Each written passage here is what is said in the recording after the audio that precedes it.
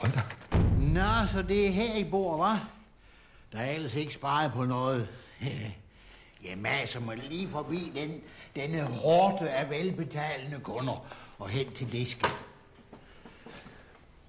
Jamen, vi har slet ikke åbent endnu, Holger, og Bjarne han er ikke. Vi åbner ikke, før Bjarne han kommer. Hold nu op, Svend.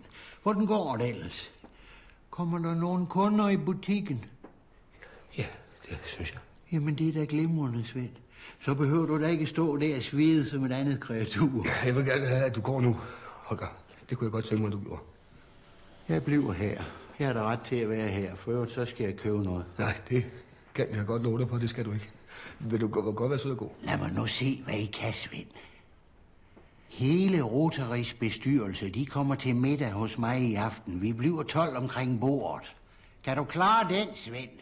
Eller er det hele bare mahoni og højpolerede klinker, hva'? Svend Svid.